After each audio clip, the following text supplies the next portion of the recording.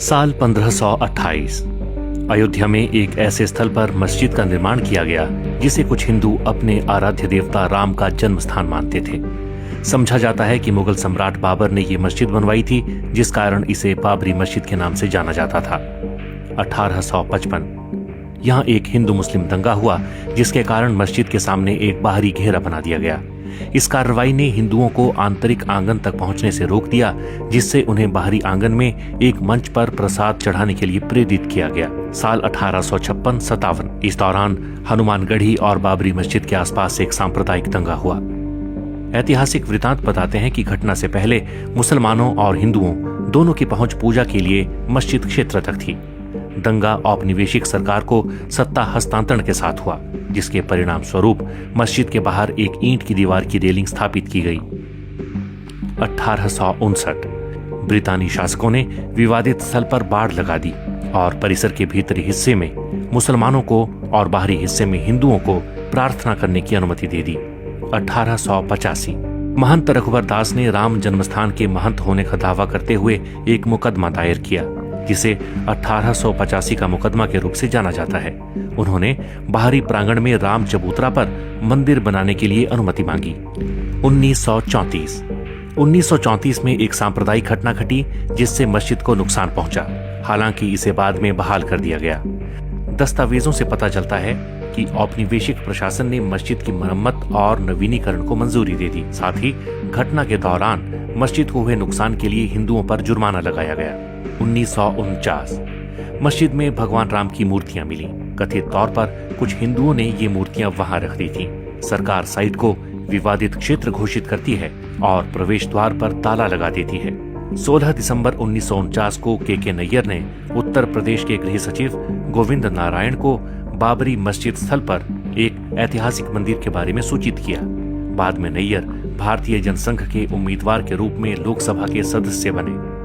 1984 कुछ हिंदुओं ने विश्व हिंदू परिषद के नेतृत्व में भगवान राम के जन्मस्थल को मुक्त करने और वहां राम मंदिर का निर्माण करने के लिए एक समिति का गठन किया। बाद में इस अभियान का नेतृत्व भारतीय जनता पार्टी के लालकृष्ण आडवाणी ने संभाल लिया। पहली रथ यात्रा साल 1984 में बिहार के सीतामढ़ी से शुरू हुई और अक्टूबर में अयोध्या पहुंची। 1986 जिला मजिस्ट्रेट ने हिंदुओं को प्रार्थना करने के लिए विवादित मस्जिद के दरवाजे पर से ताला खोलने का आदेश दिया। मुसलमानों ने इसके विरोध में बाबरी मस्जिद संघर्ष समिति का गठन किया। साल 1989 विश्व हिंदू परिषद ने राम मंदिर निर्माण के लिए अभियान तेज किया और विवादित स्थल के नजदीक राम मंदिर का शिलान्यास किया। साल 1990 विश्व हिंदू परिषद के कार्यकर्ताओं ने बाबरी मस्जिद को कुछ नुकसान पहुंचाया। तत्कालीन प्रधानमंत्री चंद्रशेखर ने वार्ता के जरिए विवाद सुलझाने के प्रयास किए, मगर अगले वर्ष वार्ताएं विफल हो गयीं। लालकृष्ण आडवाणी ने आंदोलन के लिए समर्थन बढ़ाने के मकसद से गुजरात के सोमनाथ से अयोध्या तक रथ यात्रा शुरू की। इस बीच सांप्रदायिक दंगे भड़क उठे।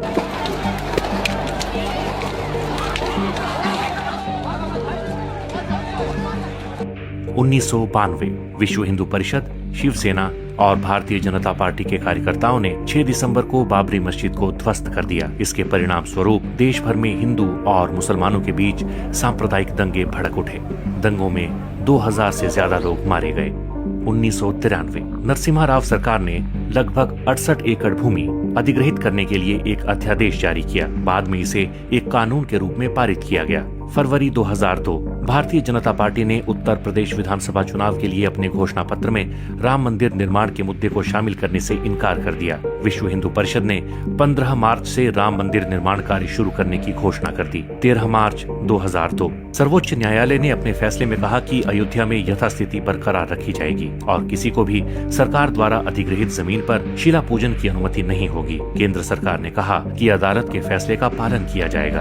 अप्रैल 2003 में इलाहाबाद हाईकोर्ट के निर्देश पर पुरातात्विक सर्वेक्षण विभाग ने विवादित स्थल की खुदाई शुरू की। जून महीने तक खुदाई चलने के बाद आई रिपोर्ट में कहा गया कि उसमें मंदिर से मिलते जुलते अवशेष मिले हैं। मई 2003 सीबीआई ने 1992 में अयोध्या में बाबरी मस्जिद गिराए जाने के मामले में तत्कालीन उप प्रधानमंत्री लालकृष्ण आडवाणी समेत 8 लोगों के खिलाफ पूरक आरोप पत्र दाखिल किए। अगस्त 2003 भाजपा नेता और प्रधानमंत्री अटल बिहारी वाजपेयी और उप प्रधानमंत्री लालकृष्ण आडवाणी ने राम मंदिर निर्माण के लिए एक विशेष विधेयक लाने के वीएचपी के अनुरोध को अस्वीकार कर दिया। अप्रैल 2004 आडवाणी ने अयोध्या में अस्थायी राम मंदिर में पूजा की और कहा कि मंदिर का निर्माण जरूर किया जाएगा। 28 जुलाई 2005 लाल कृष्ण आडवाणी बाबरी मस्जिद विध्वंस मामले में रायबरेली की एक अदालत में पेश हुए। अदालत ने लाल कृष्ण आडवाणी के खिलाफ आरोप तय किए। 20 अप्रैल 2006 कांग्रेस के नेतृत्व वाली यूपीए सरकार ने लिब्राहान आयोग के सामने लिखित बयान में आरोप लगाया कि बाबरी मस्जिद को ढहाया जाना सुनियोजित षड्यंत्र का हिस्सा था